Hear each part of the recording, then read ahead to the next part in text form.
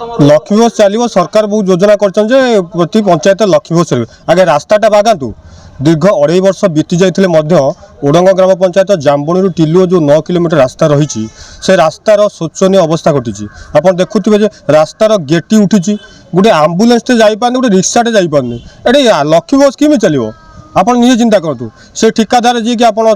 निर्मल बेहरा सी कौन कर आसो खाली देखिए जेई एसडीओ जी फटो उठिक नहीं आसवे दीर्घ 2.5 वर्ष बीती जाते सरकार एपटे कौन ध्यान देते विधायक 15 वर्ष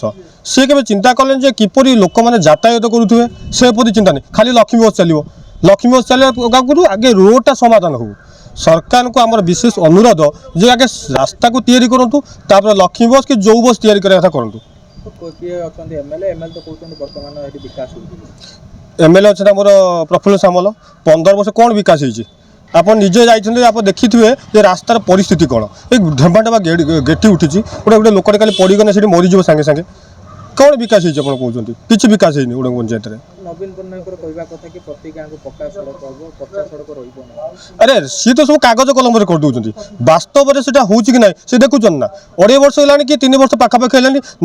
5 कोटी जो आम प्रोजेक्ट होता जाम्बुणी टू टिलुओ पर्यटन ए पर्यटन काम तो संपूर्ण हो पारानी विकास कौन होती गोटे साधारण लोक गाड़ी चली जापर कि रिक्सा नहीं जापर कौन विकास होती आप चिंता करूँ आरडी विभाग तरफ आसुच्च फटो उठे नहीं जाऊँच ये देखी नहीं पीसी दरकार पीसी दरकार सी कम कहीं देखिए मोटा पीसी पाइले आमर दरकार लक्ष्मी बस चलवा पूर्वर लक्ष्मी बस चलवा पूर्व प्रथम रास्ताटा निर्माण हवा दरकार विधायक कहते विकास चलती बंदे विकास देखो ओडंग पंचायत कितने विकास होनी ओडंग पंचायत विकास एपर्यंत किसी होना लोक घर पाई ना आप निजे जानते राज्यपाल आस राज्यपाल अवगत करूँ आम गाँव मंडीटे ना पंचायत मंडीटे ना प्लस आम गाँव रास्ताटे ना गोटे प्रधानमंत्री आवास गोटे विकलांग पिलाटे गोटे घर पाई पारे जोटा कि निहाती कदर्य कथा।